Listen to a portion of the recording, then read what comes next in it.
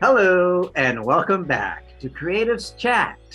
Peter, why don't you tell everybody who we're having our chat with today? Oh, Rusty, our guest is the co-host of the Bags and Boards podcast on Comic Tom 101, with a focus on what's current in the comic book market. His perspective and recommendations give you a deeper look into the universe that is comics. That's going to blow your mind. Today, we're bringing on Fire Guy Ryan. All right, everybody, get prepared for Creatives Chat as Peter and Ryan chat about who knows what. Yeah. Streaming from Retro Earth Studio and brought to you by wearehistorically.com. Conscious human apparel. Raise your vibration and energize your life with specialized Fibonacci tuning forks to deepen meditations and empower self-healing. Get your vibrational sound tools for personal enhancement at energybodytuners.com.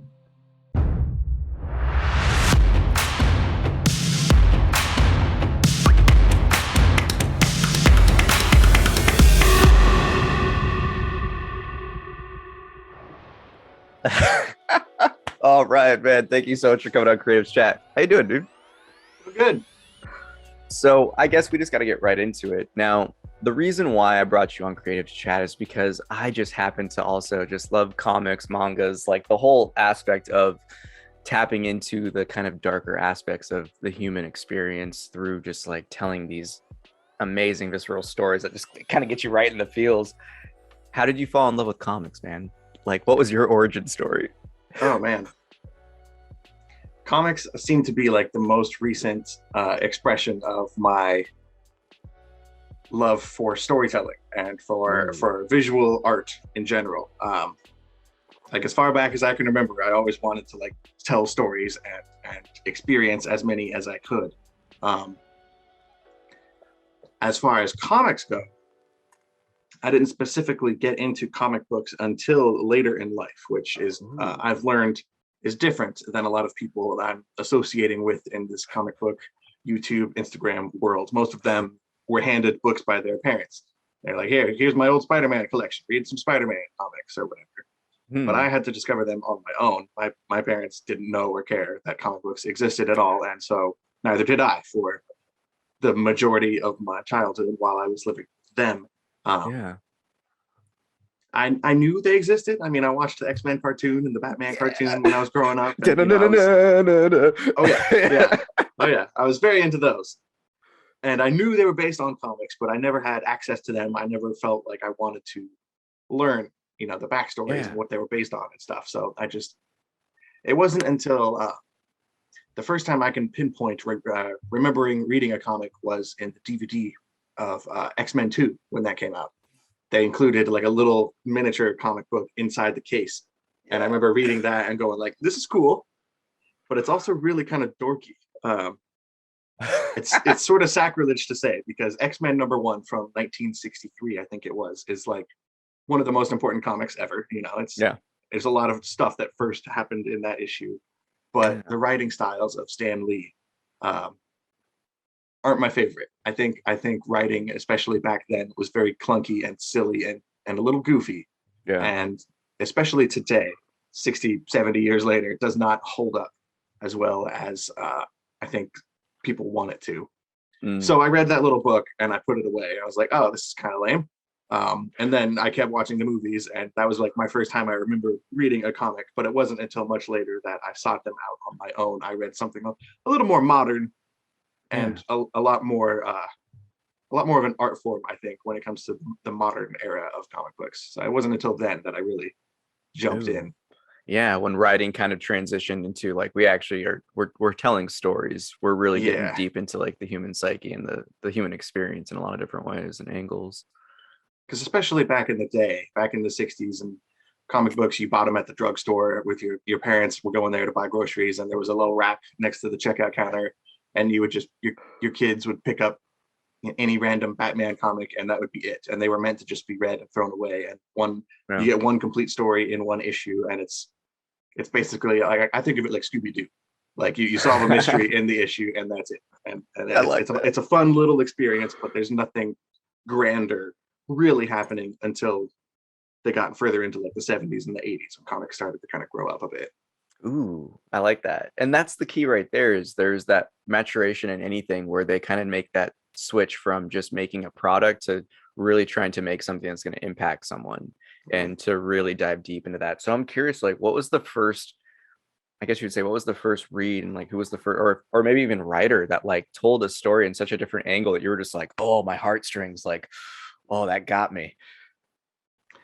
Um, I had a college roommate who was really into comic books, and he was the first time I remember reading something that was beyond.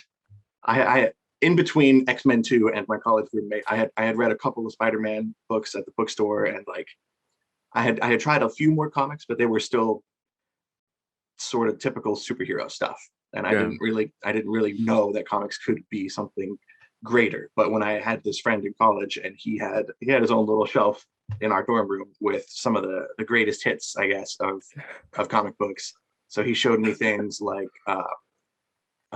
V for Vendetta and Watchmen and Sin City and Yeah. some of the classic Batman stories of the 80s when there was actually a pretty clear cut line after the Adam West show of the 60s, and Batman was just very silly and goofy, and people had kind of, yeah, exactly, everyone kind of wrote Batman off and superheroes and comic books off as something silly and dorky. And it wasn't until the 80s when certain writers made a conscious effort to flip that on its head and make it, Batman, his parents got murdered, right? And he fights crime, and there's a lot of really dark stuff in there. So they decided to lean heavily into the dark stuff, specifically in the 80s. But for me, I guess you could say the short answer is Watchmen. That's kind of like considered the Bible of comic books. Like, if there's one greatest comic of all time, most people will tell you Watchmen. And in retrospect, I read that way too early in my comic book career. But that was the first time I was like, oh, like there's some real. On the cover of every printing of Watchmen, they advertise very heavily, like this is Time Magazine's 100 best novels. Like, this book is the only, I think at the time at least, it was the only graphic novel on that list, and they were really trying to lean heavily into the fact that this is literature and not just, a magazine with guys in costumes punching each other.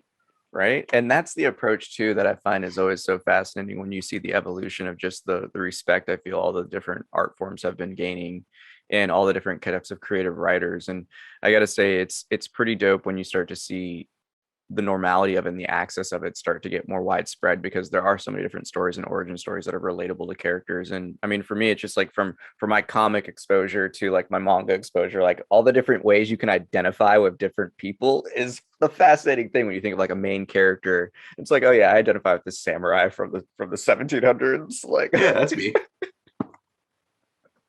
I look back and I think on the way other art forms too have like progressed over time. Like the first time you had people figure out how to work a movie camera, right? In the early 1900s, they would shoot like a train pulling into the station, or there was like a bank robber shooting a gun at the screen for 2 seconds, for 10 minutes. And these were short little movies. And it took a while for the technology to improve, but also for the creators to kind of experiment and try things. And suddenly it wasn't until the 30s and right around the golden age of cinema, I guess, when people realized that this could be art instead of just a novelty product, I guess. Same thing with video games. I mean, we started with like Pong and Donkey Kong and Mario, and it's like fun, like get the high score and everything. But at least especially in our lifetimes, like video games have really developed into like a powerful storytelling art form of itself. Oh yeah. It just takes time for certain art forms to kind of grow and mature and be recognized. I love that, yo, because you look at it and everything. Again, it's like I think that's the beautiful part about being alive right now is the transitional phase we're in between all these different technologies and means of expression. Like, what do you even see as like the future and evolution of comics? Like, that's an angle that I feel is like it's just happening in terms of just like the digital aspect is its own wheelhouse now where it's so accessible. But what's the future hold? That's a question I don't think about too much. Certainly the idea of getting like a single comic book issue from the shop is I don't know how sustainable that is. This costs $4 and you read it in about 10 minutes and you put it away, right? And that's that. But especially now in the time of coronavirus and supply chain shortages, there have been lots of delays in getting certain titles, printed and shipped, and there are obstacles and roadblocks. But nowadays, you can log onto certain apps and download and read your comics digitally. Just pay for them right there, and you have them on your tablet, on your phone, on your computer, and they're just there. So that is one option. But the thing that's kind of growing on me, and the thing I'm noticing is, this is a little bit of a longer story, but I'll try and shorten it down. No need, all you. Especially with the MCU, the example that comes to mind is the Winter Soldier, the Captain America, Bucky Barnes, the Winter Soldier, as his that was a recent character that was introduced in Captain America in the last decade or so. Yeah. And as you know, they put him in the movies, and the creators of the Winter Soldier were paid a very small amount of money for the use of the guy they made because of the contract that they signed. They're working with Marvel, so basically whatever you make, it's kind of ours. So we're going to put him in our movie. Thank you, guys. Here's a one-time check or whatever. While any movie featuring the Winter Soldier, he's been in all of the big Avengers movies, and those have gone on to be the most successful movies of all time. People are making millions of dollars, and they still got their one-time creator check. Ooh. So comic book creators are starting to realize the hard way that there are better ways to go, and that's not necessarily the way to make your mark and the way to be justifiably, rewarded for what you do. So more of them are going off to make their own things at different publishers where they give you more creative control and more rights. But I'd say even some other creators are leaning heavily into, they're bypassing all of that altogether and doing a subscription model, where you follow a writer that you love specifically, you pay them directly on Substack, and you get their work delivered directly to you. And more people are starting to make that shift. So we're actually in a weird moment right now in this industry where lines are being redrawn. So the future of it is, it's in flux. It's interesting. I don't think comics are going to stop. That's not going to happen. But there's all sorts of factors at play, and it's really interesting if you want to look at it that way. But also, there's a lot of stories there to read. So the best part is just have fun and read something cool. I like that. That's really trippy though when you think about it, and just in terms of the power coming back into the creator and that transition. I think that's why you're seeing so many honestly just really dope studios and works coming out of these different studios. Like you got AWA, you got Image, you got Dark Horse, you know what I mean? You got these real gritty ass stories where it's yes, this is the type of superhero story I've been waiting for. This is a dystopian future that I think is pretty interesting. Those are honestly my favorites. I think superheroes are kind of what people try when they first read a comic book, because that's what people think of when they think of comic books. Unfortunately, in my mind, there's so much more there. But everyone's gateway is usually a superhero of some sort, and it's not usually until a little bit later that you branch out and you try, like you're saying, something from AWA, for example, my favorite publisher.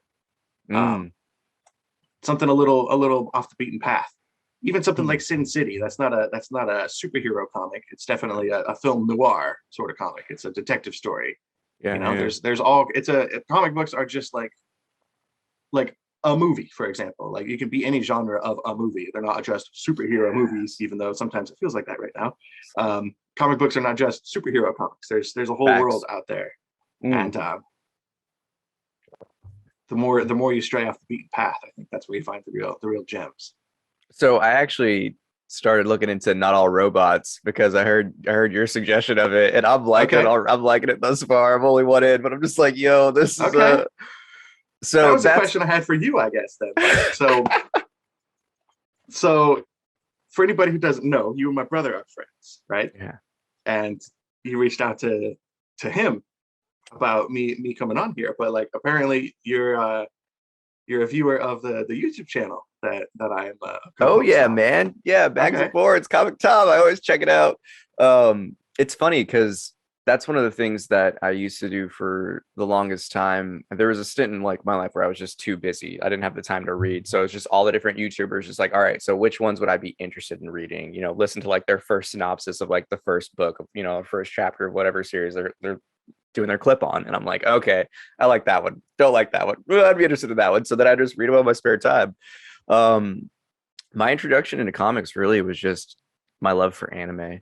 I got into mangas pretty early, where I was just like reading Dragon Ball and like Yu Yu Hakusho, and I was just like, oh my gosh, these are so, because they're so much more advanced than anything you would get in school. So like for me, I'd read that more than like the little reading level books that we all had in elementary school. I think part of it was growing up with my brother, who was always very into those things. He was a Dragon Ball kid, a Rurouni Kenshin, a Naruto kid. Yes. And for me, I was always like, I don't want to be like my brother. I don't want to do that stuff. So anime for me has always been kind of tainted with the legacy of Dragon Ball, and like people screaming at each other and throwing energy balls and like fighting. Like that's the same thing. That's like the anime, the manga equivalent of superheroes, right? Like you look at it, you judge it, and you say, oh, that's all it is. I'm never going to try it. But then I've recently branched out into like this book. One of my favorites. Ooh. It's a manga. It's a horror manga. And I'd never, for me, horror is my favorite genre. And that's like an easy way for me to try a new thing. Like I don't like manga, I don't like anime, but if it's a horror one, then I'm more inclined to take a risk, to take a gamble. And this book is nuts. I'm so glad I gave this one a try. It's about like a spiral that like drives people insane and completely destroys a whole town. It's nuts. It's weird. And I think it could only really work in anime. It's very much not an American story. Like people's minds think differently in other parts of the world. So try something new and things work out. That's the thing that I've always found is fascinating too, is just how the different cultures approach certain themes and concepts. Like I always find just like the Japanese approach to horror can get so dark and sinister, and it's always based in just like people's really just the deeply rooted aspects of our own nature. And I'm like, okay, this is something I like to look into. But even in that same essence of horror, like what attracts you to the genre itself and writing, and like how do you find some, like what are some of the better authors right now that you think are really doing some good work on like painting a grim scene, you could say? Oh man, my favorite writer at the moment, hands down, is James Tynion IV. It's a weird name, but he's writing some of my favorite books, and I realize they all have horror elements to them. He's writing, at least the three favorite books he's writing right now. There's a book called Something is Killing the Children, which is going to be a Netflix show pretty soon. So I'm excited to see that. It's about a group of like an organization of people who track down and hunt monsters who murder and eat children, and only children can see them. So parents don't believe the kids when they say like, oh, we need to go back inside. There's, I'm scared. Like, let's go. It's a hard thing to explain, and I'm not doing it justice. No, dude, I'm already into it. I'm already into it. It's one of the most popular, successful comics to come out in the last couple of years. Something is Killing the Children. That's one book he wrote. He's writing another book called The Department of Truth. Actually, I got it right up here. It is about conspiracy theories, and there's a lot of politics in here, but it's also done through a very horrifying lens. Like I don't know, the artwork is just really painted and abstract and dark and spooky. Oh, it's beautiful though. Yeah, it's not a book for everyone. There's a lot of grim stuff in here, but oh man, I love this page. Like comics are fun. Like there's a lot going on, and this issue in particular deals with a lady whose son died in a school shooting, and she ends up going down like a dark rabbit hole on the internet about like people not thinking that her kid is actually dead because of people are trying to set up a fake shooting to take away guns, and like there's a lot of dark stuff that happens in that book in particular, but it is one of my favorites. There's another one he's writing called Nice House on the Lake, about a group of people who get invited to a lake house by their mysterious friend Walter, who turns out to not be all he appears, and they are kind of trapped in this house. That is my favorite book I have read in years, hands down, period. And I can't stop talking about it. Yo, that's literally on my list of questions, because purely that's the other one that was okay. So in terms of the main suggestions from that, it was one from AWA, Not All Robots, and then it was that. It was just like, yes, because this is the number one spot on the list for 2021, was it not? Oh, you watched that video? Yes, I recently put out homework. I recently put out a video, one of my first videos on my own channel, about my top 10 favorite books of 2021. And this book, Nice House on the Lake, got the number one spot. And I knew immediately when I was reading the first issue back in the summer when it first came out. There's a scene about halfway through where the book takes a dark turn. and there's a big twist that happens, and I had to like look up and just kind of process everything that happens with the book still in my hands. I didn't even finish, and I'm just sitting there trying to like, my brain is struggling to compute what I just read, and like that's the best kind of art, really. It grabs you and it yanks you out of, you know, whatever moment you're in and makes you reconsider everything. And it's not very often that, especially a book, like it's a lot easier for a movie or a show to kind of yank your emotions and play with you because it has music. It controls the pace that you watch at, you know, you have to watch the screen. It can scare you with a jump scare or, you know, tug your emotions with some sad, sappy music. But when you're reading something, it's all in your head and you read it at your own pace. So like it's a lot harder to kind of play with the way that you interpret the things that you're reading. So when a book is able to successfully play you like an instrument, it's an experience. I like that. And that's the perfect thing right there, is when you can really create that visceral experience from any type of writing or any type of art form. And I think that's the thing that when you see in the books how they have it developed, is just the sense of when you can see the image of how they want to portray a scene and they can paint it. And then you have just the context of just like the narration, you have the dialogue, and then you have all the stuff in your head going in between the frames. I think that's what really gives like these stories to life. And it was actually really, again, like, you know, I bring it back to you and Tom, the discussion on Nightwing. That's one of those ones where I was just like, okay, I got to add that to the queue now, because just when you look at the colors and just the transitions, it's just like, yo, like it's getting so good in terms of what they can do and portray on the page. It's starting to kind of blow my mind. That book in particular took a really, really insane risk on their last issue.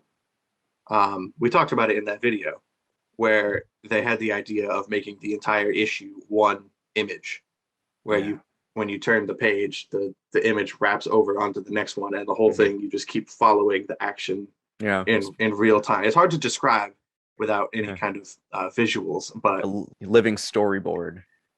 Yeah, and that's part of the fun of comics. It's like one step above a book, like a novel, where you're reading, you're imagining everything in your head, right? You're hearing voices, you're visualizing what they look like in your head. Like when I read Harry Potter the first time, I thought Professor Snape was a fat guy.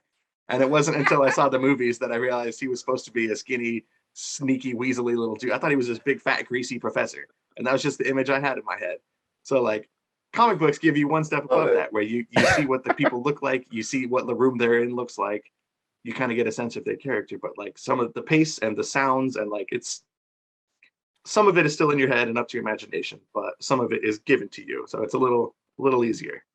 Yeah, well, that's also the cool thing, is when you start to see different people's portrayals, like I can't remember the writer, and it's the recent retelling of the Joker series from the different angles and looking into Batman's. These are some of the ones that I was listening to, and more so just like almost an audiobook comic. And it was just being able to see the different portrayal of when you really get to go into like the darker nature of Batman and just like that inadequacy he always has, and just knowing that he, you know, like when you start to go in that angle, you're like, oh man, the riches don't mean anything when you're just that hurt little boy still. Like those are the things that I find in the stories that always, I don't know, it's just pulling at the heartstrings to a point where it creates that relatability of just like that weakness. Like for me, and it's funny because what was it? It was the let's check to see if I have it. Yes. Okay. So it was the Comic Collectors. It was when you spoke on Superman for All Seasons. That was one of the first comics that I had actually read that kind of made me be like, that kind of made me be like, oh, this kind of made, well, it was interesting how it kind of paralleled in my life. And I was just like, you know, when it pulls the heartstrings of, I mean, really any type of loneliness and isolation. And that's one of those ones. Okay. See, that's yeah.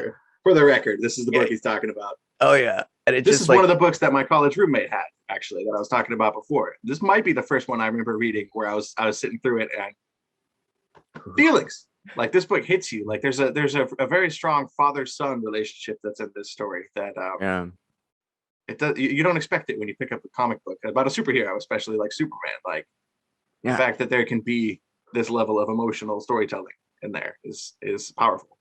And that's something that I don't think people really give credit to when, again, they think of like, you know, comics or superheroes, is there's always such an underlying story of just that rootedness and just real human experience. I mean, it's the authors, it's just like any form of writing, like you're pouring out your heart through these characters and their experiences. And for me, especially for All Seasons, it was that aspect of going somewhere where you just really don't know. You're entering the unknown, and like parents can't help you. you don't really know what you're doing. Like, you know what I mean? I feel like that was like, that hit me deep in the feels. Cause for me, it's just like, oh yeah, I mean, do any of us really know what we're doing in that sense? Like, oh. And I read this book at college, and this book is a lot of this book is about him leaving the farm and going to Metropolis and starting to be an adult and a grown up on his own and missing his family and wanting to go back home and visit. And I'm just like, okay, like, I'm not crying. This is a good book. I'm not crying. I'm gonna keep reading.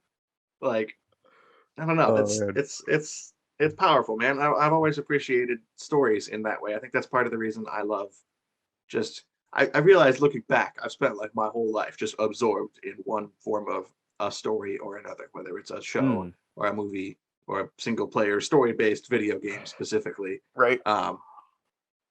It's like my one real addiction, I guess. Like I need to consume all of that. Likes a good tale.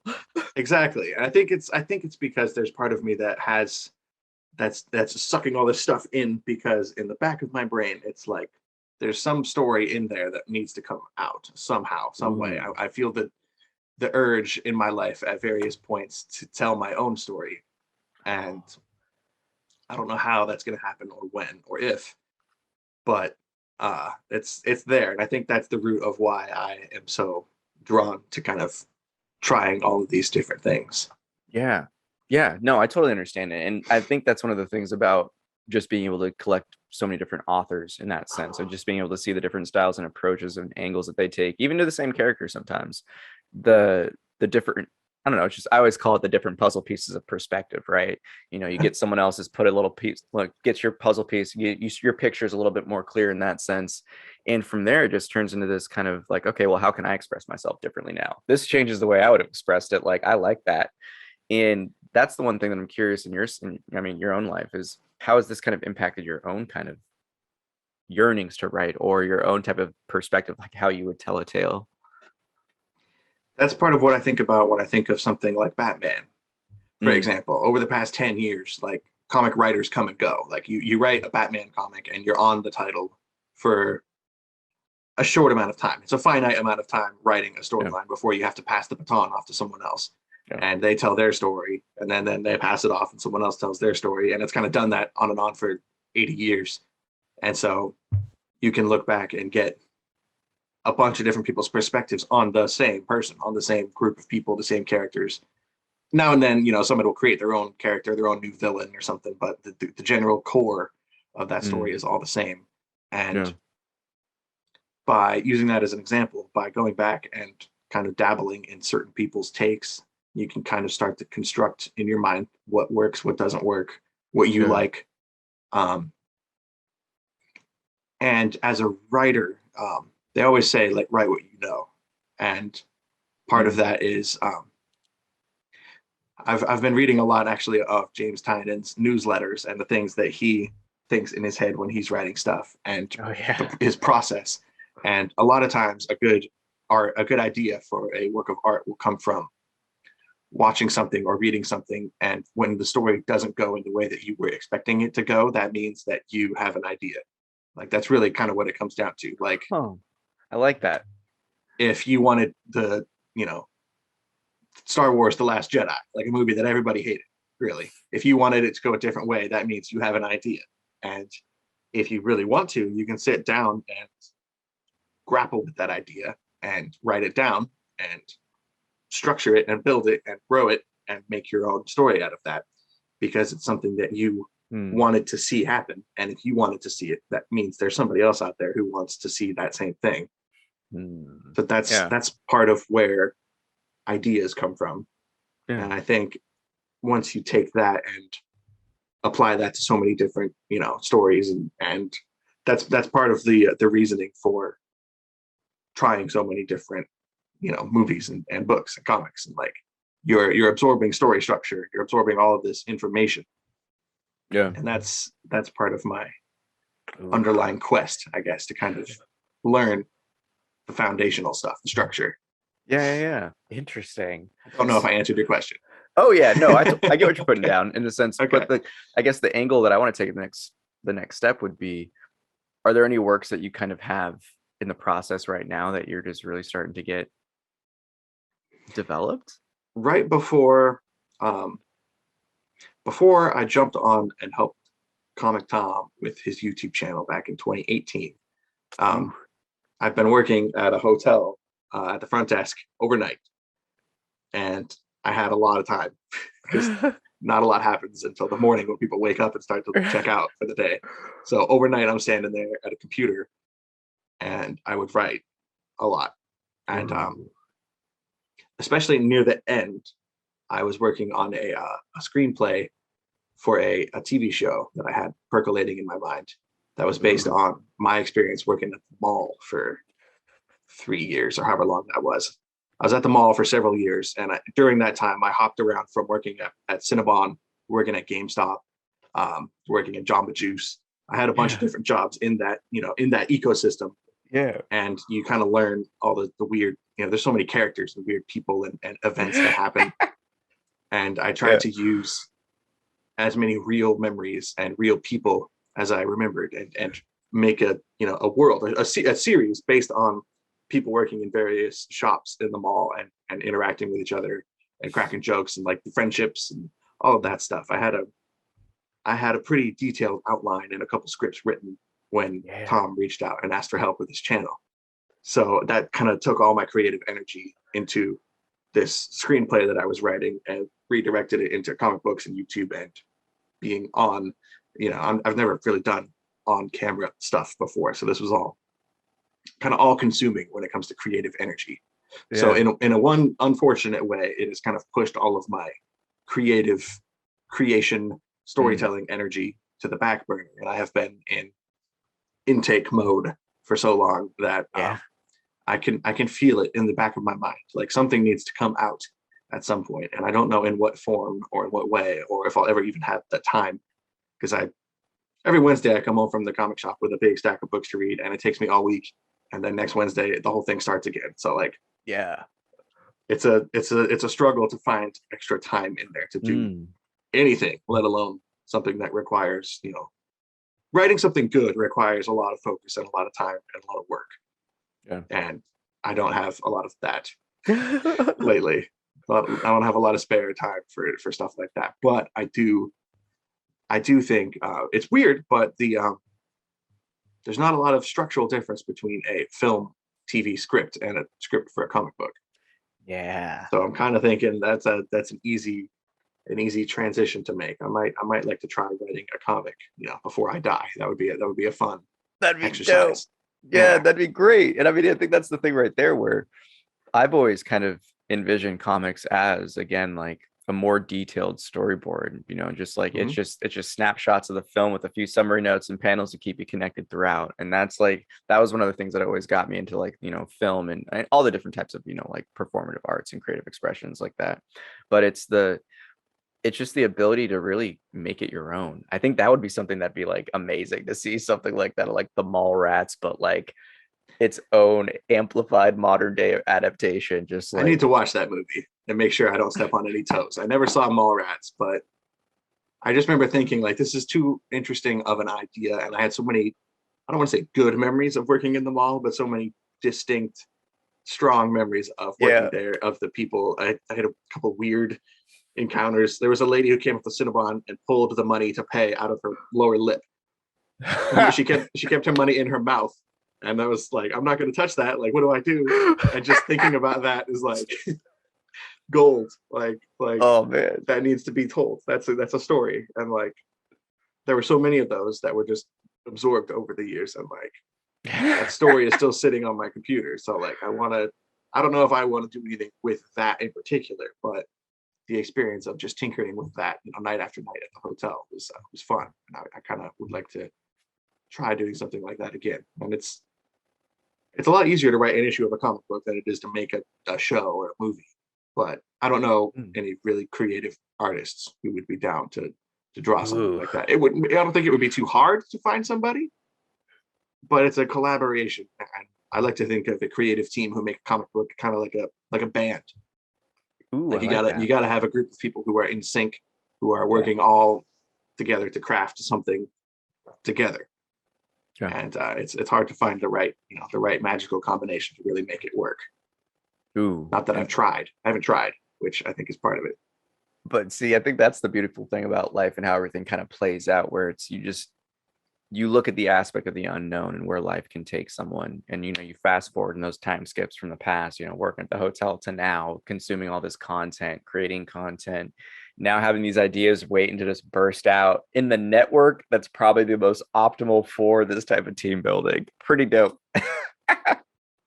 Yeah, I mean, if I really wanted to, I think it wouldn't be the hardest thing to corral a group of people together and try something.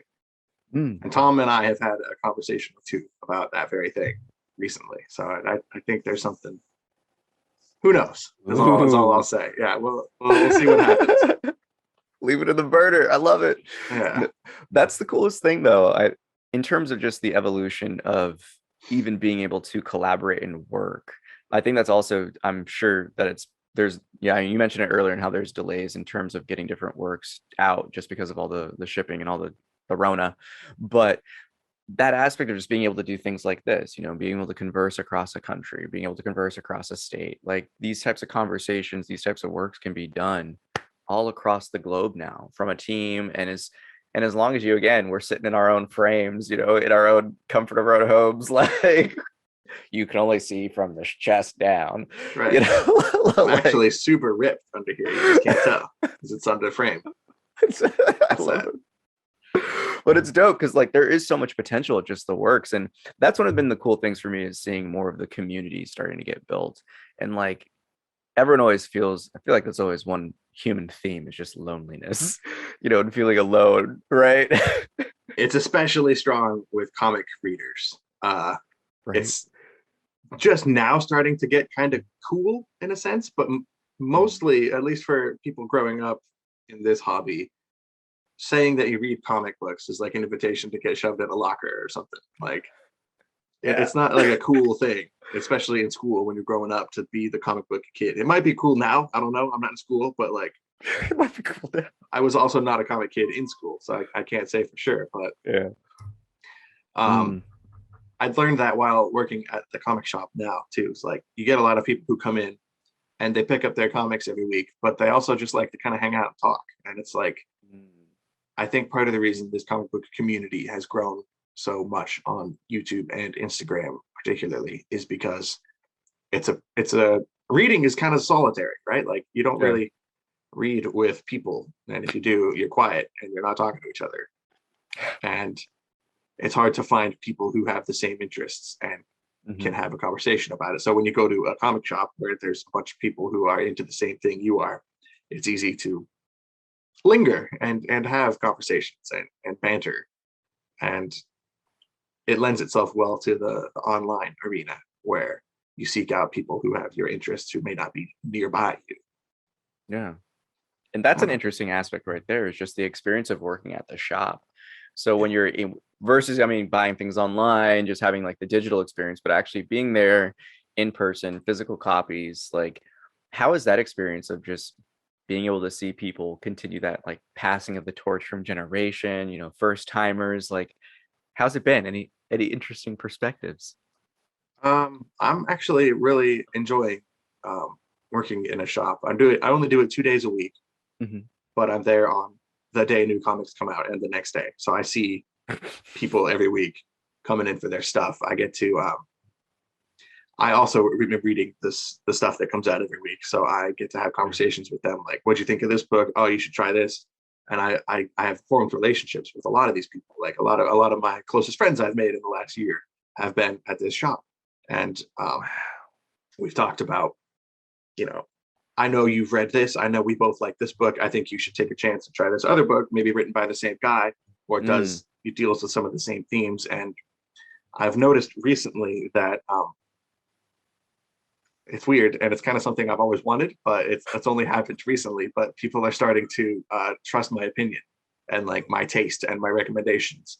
And my brother will tell you that I have always been that guy who's always been like, I think you should try this. This is cool. I don't care what you want, but this is what I say. Like, let's do the movie. Let's watch the movie I want to watch. Screw you and whatever you're suggesting to me. And he's got good taste too. I feel bad for picking on him, but he knows more than anybody how much like I don't listen to people's suggestions.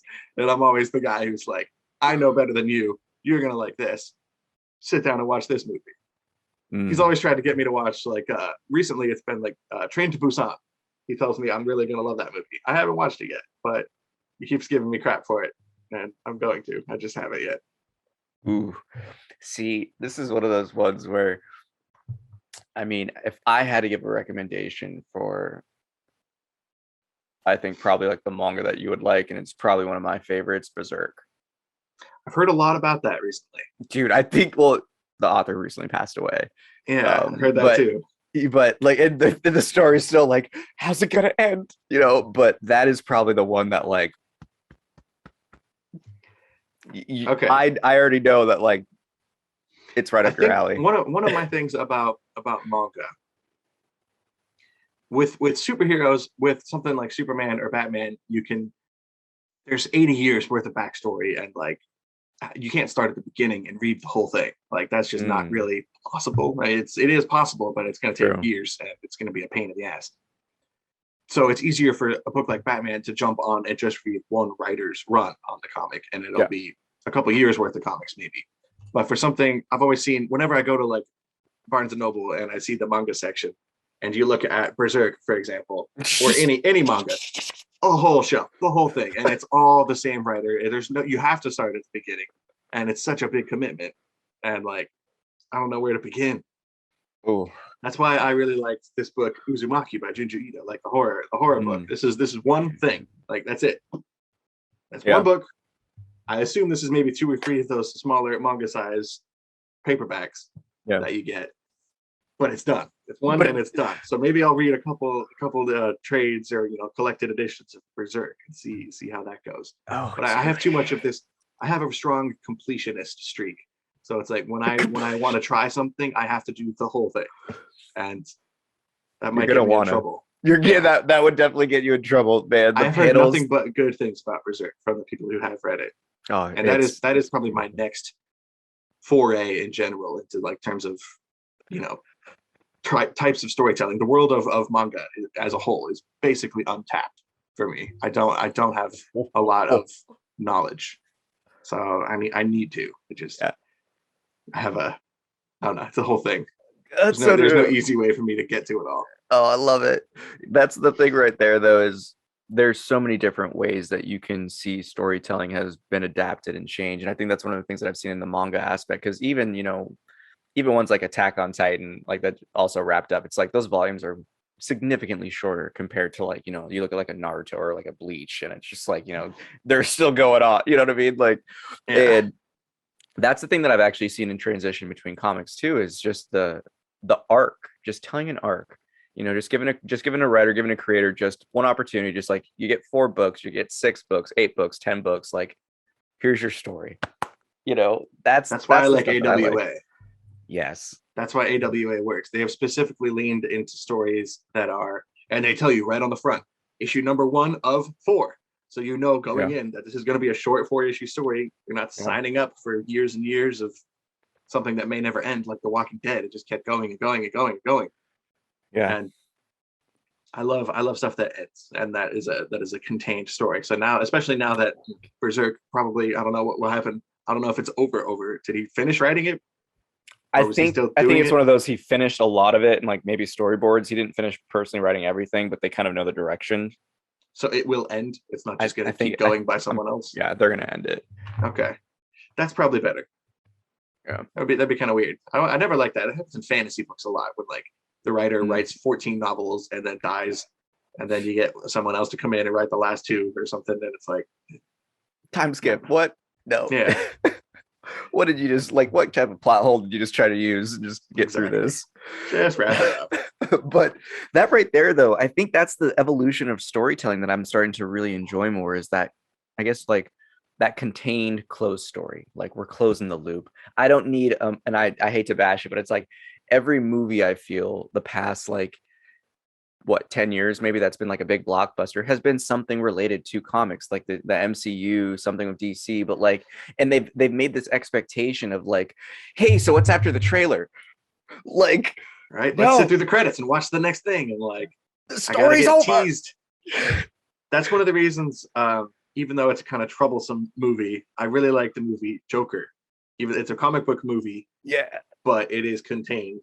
And I don't think there's going to be a sequel. I know they've wanted to because it was so successful, and that's kind of the nature of Hollywood. Like, if something makes money, let's beat it to death and make 10 more movies. But yeah, I think Joker particularly works well because it's a standalone story. You know, it has a beginning, middle, and an end. It's not setting up an MCU or something like that. So no knocks again. I get it. I understand the approach to it. We all get it. But I think you lose something in a story when you set up the expectation in a lot of ways. Like, I think even if you have the intention to do a sequel, like, I think that's what always tells me is like the quality of a good film is that they're standalone, like that, like you could watch it, you totally get it. Doesn't matter if you're jumping in or not. Like, you follow it from start to finish. And I'm curious, are there any stories that you feel that you've read recently that really just kind of like, this is just a good story, like beyond characters, beyond, like labels, like this is outside of the 2 mentioned or 3 or 4 mentioned already? There's been a few mentioned, yeah. Right. But, oh man, my mind just goes back to AWA as a publisher. Like, they seem to really focus, because they're focused on telling stories that are very finite, that only run for a few months at a time. Yeah. They really have to focus on telling the best stories, getting the best writers and the best artists to come in and collaborate on something special that may or may not get a sequel. They do some books of theirs have had follow-up stories, but mostly they come in, they tell the story, they leave, and you get one complete package. And I think that kind of stuff works the best for comics. In terms of things that I've really loved recently, this is a pile of like some of this week's books. We'll see if there's anything in here that that just jumps out to you. I talked about this on my best list of 2021. This is a book called The Good Asian. Yeah, I'm so curious about that one. Really in love with. It's not a superhero book, which I think is the main problem with comic books. Like, people think comic books, they think superheroes, and they don't try it. I think this story is something in particular it's a detective story. It's a 1930s noir story, but it deals with Chinese immigrants, and back in the late 1800s, early 1900s, when there was a ban on immigrants coming in from China.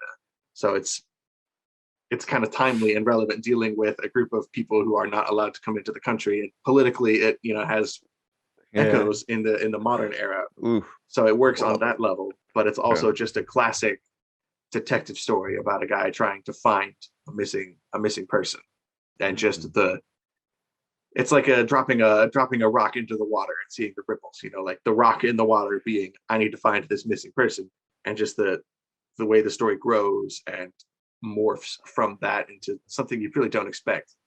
And this is something that's going to be 10 issues, and issue 8 is the most recent one, so it's almost done. But something like that sticks with me so much more than the most recent Iron Man story, something like that. Like, I'm not knocking Iron Man, even though Iron Man right now is a little bit not good. Just throwing it out there. Sorry, Iron Man is not one of my favorites at the moment, but that's the thing about superheroes. If you don't like Iron Man now, like, look in the past, find a good run that's over already, or hold out for the future. Iron Man's not going anywhere. So if it's not good now, then just stick with it. Whereas something like Good Asian, it's 10 issues, it's done. Yeah. And the writer and the team go on to do other things. And if you like this story, now this writer is on my radar. So I'm going to be following whatever he does next. This artist is on my radar. I'm going to be interested to see whatever they come up with next. They might not do something together again. They might. So it's part of the fun. It's like finding something you love, and then notching these creators into different slots in your brain, going like, I need to pay attention to what's coming out next. And just, I had the same thing with movies. Like, you watch a movie you love, you look at the credits, you see who wrote it, you see who directed it. You're like, cool, I'm now going to find other movies that Martin Scorsese made. I love that guy. I'm gonna look up, his older movies and see, oh, I love that movie. I love that movie. I love this actor.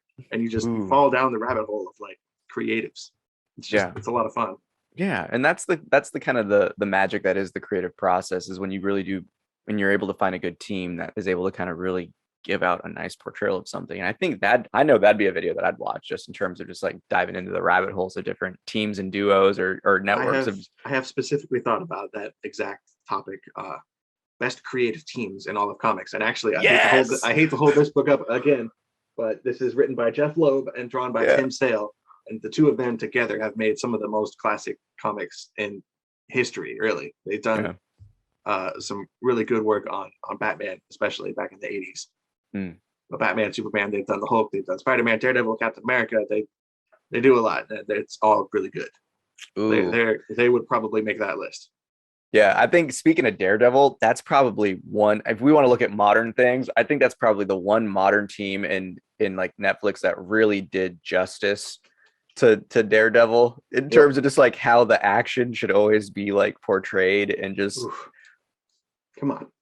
That Daredevil show is one of my. I did a list with Tom recently where I ranked my top 10 favorite MCU movies. The loophole. Yeah. I love it. He was a little mad at me. I put the Daredevil Netflix show as my number one favorite Marvel Cinematic Universe thing, which is technically not allowed, but whatever. You make the rules. It's the best. Yeah. It had the best casting. I think that's one of the ones that really did it portrayed. Oh, Fisk, man, just that staring at the white painting, just like just the guttural, they nailed it. And this current run of Daredevil by this creative team, current Daredevil comic, very much feels like a new season of that show. Like it feels so much like they studied the gritty, real. Daredevil has had that kind of vibe for a while as a comic book, but this current Daredevil story in particular, even reading it, you feel, and maybe that's just me, but especially with the Wilson Fisk stuff, like I see him in my mind. I see Vincent D'Onofrio as Wilson Fisk while I'm reading this comic, which is it's fun. And well, who's the writer of that? This is Chip Zdarsky, who is a writer worth writing down. Like he's one of my favorites right now too. I got you. You got me. See? Well, because I think that's something right there that is, again, it's such an underappreciated aspect of art. I know a lot of people when they think of films and movies, they're always just looking at the top cast. You know, who's the showrunner, who are they really bringing in for the supportive cast? But that is the one pivotal aspect, is just even the writing, directing, and I mean it's always the same teams in terms of comics. They have their own writers, they have their own directors, producers, and you have the artists. Like that to me is a combination that, and I like how you put it, where it's like comics are like the step up above books, because it's like, yeah, it kind of is, because you can get so much more of a storytelling experience and so much less. I mean, again, like I use Dune for the example. I was like, amazing book. Like if people want to really read that, if you want to have like an experience of just like that takes you into like the intangible esoteric aspects of human consciousness in a fantasy genre, like go deep. But how many people one of my untapped? I have not gotten to Dune yet, and I want to. Such an investment, because exactly that's why I have, because there's so many books and they're huge. Like I did Game of Thrones and I read those books like 5 times and I fell in love with that, but I don't have the time to do that anymore. Right. So like, I really want Dune. Like I want to try Dune, because it's such good writing, and I think that's when you really can just close the eyes and have like the entire cinematic experience. That's the level of like detail and just the storytelling, the depth is beautiful. But again, how many people have the time for that? That's where you really get into this world of comics, where more and more people are starting to get into it. And now that we do have all these different outlets of smaller publishers, I think that's the real gold mine, because you're going to start to see storytelling change. And I think that's what you're talking about with AWA, like being able to do like the confined stories, like this is a closed loop, be able to really tell like, I guess you would say your own real creative flow. It comes back to the old days where you see a lot more short stories from different authors like Emerson and all this. And so like, that's where I'm like thinking like, oh my gosh, are we entering this era of just like dope ass short stories and like a really cool, like artistic expression way? Like, yeah, I'm feeling it. There's even comic books that lean into that element of it. What comes to mind is a book called Ice Cream Man, which is from Image Comics. It's a horror comic, and every issue is its own story. So you don't need to read the whole series. You can just walk into your shop and pick up Ice Cream Man number 27, whatever we're on now. Modern day Goosebumps. Exactly. You'll get the whole thing. You'll read the whole thing in 10 minutes, and it will be a complete, compact story. And that's it. And each one of them deals with like a creepy, existential, horrifying experience. Like the one that I always think of, I haven't read it in a long time. I've only read the first couple, dozen issues of Ice Cream Man or whatever. I guess that's a lot of it. Whatever. There's one issue where a guy, it's dark, but he jumps off a building like a skyscraper, and the whole issue takes place in his thoughts as he's falling down. And you can see a lot of scenes like showing the people working in the building, having conversations, and his narration happens the whole time, and you see him out the window in the background while they're like on the phone or having a meeting, and it ends with where it would end. That's not what it ends. It's just dark, and you close it, and that's the story for the month, and you wait a month and you get the next chapter, and you don't know what you're getting into. So like that's something else that I've noticed a lot of comics are leaning into. That's an old thing with comics. Like Tales from the Crypt is an old example of that from like the 50s and 60s, when they would do a one shot and that's your story. So they're getting back into that kind of storytelling, which is fun in its own way. But I think I prefer something that carries over a little more. It tells a longer story. Yeah. It's the storytelling aspect. You can tell it's been the fancy. And I guess the transition is, what have you seen as kind of like your author or more like the literary experience? Where has the bridge gapped where you're like, ooh, I like storytelling that's kind of like mirrored in this guy's writing? Because I know you talk about James Tynion, but like, are there any like kind of connections that you think from like your previous experience just reading books that like brought you into this point of like, ooh, now I know why I like this guy so much? Him in particular, James Tynion to me is like the comic book Stephen King. Like I like that. When I pick up a Stephen King book, I know I'm probably gonna like it. Like I've read enough of his work over my life to the point where I know that anytime I try a Stephen King book that I haven't read, and there's always a new one, I can pick it up and know, even if it's not exactly my favorite, I'm still gonna have a good time. Whereas you try a brand new writer and you're rolling the dice, you don't really know exactly what you're gonna get. But there's a combination of talent and just output that Stephen King has. Like he's someone I like, he's someone I know I like, so I can always go back to the things they write and have a good time. And I feel that same way about James Tynion. But a book like The Good Asian, or the book that's right underneath it actually, is another good example. This is a book called Two Moons, about this is a weird mixture of genres about it's a Native American story about a guy who was born. He is a Native American Indian, but he gets adopted by a white family. So it's got a little bit of that's part of the two moons. There's a duality aspect in here. So he's grappling with that aspect of himself. This book also takes place during the Civil War.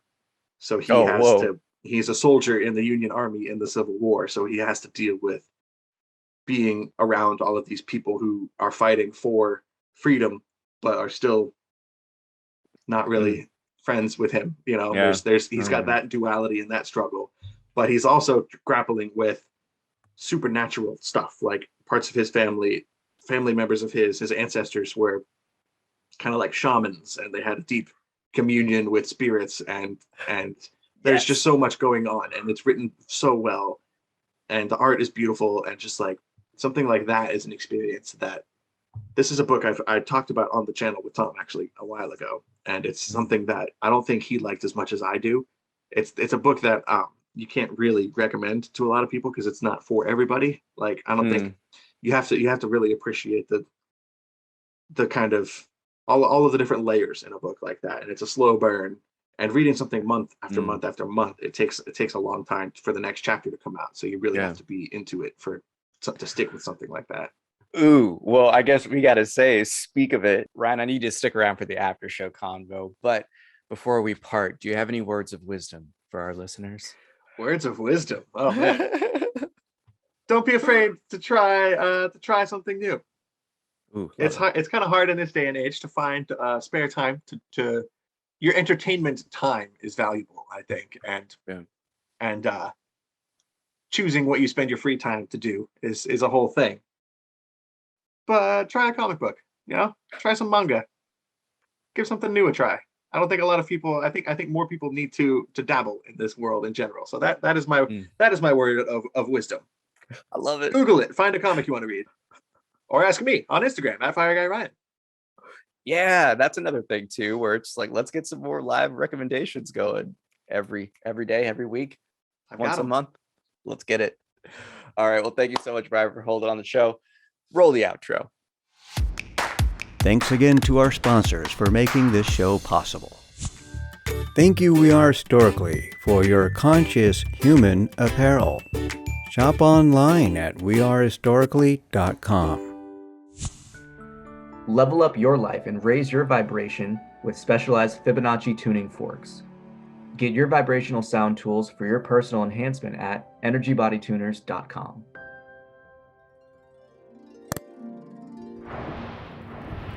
Another creative art production by Retro Earth Studio. Where's the name Fire Guy Ryan come from? That's from The Office. That's really all it boils down to. Oh, that is so funny. I got the reference now. Okay. When I first met Comic Tom, when I knew him, he was just regular Tom. He hired me at Wells Fargo. He was a bank manager at Wells Fargo. At the first job I had right when I stopped working at the mall, I worked at a bank. I was a bank teller at his branch. And he would call him because he loves The Office, and he put me in his phone as Fire Guy Ryan. It's like a joke, a reference to the show. And he's always called me that for years. Like this goes back to 2013 when I first met him. So, I love it. That concludes this episode of Creatives Chat. Thank you for watching our show. Click the bell button to get notified of future episodes. Don't forget to like and subscribe. We always hope, hit that subscribe. It's one of those things where to be able just to go and just shoot the shit, to be able to just to like have the banter, just be like, oh, let's explore some things, you know?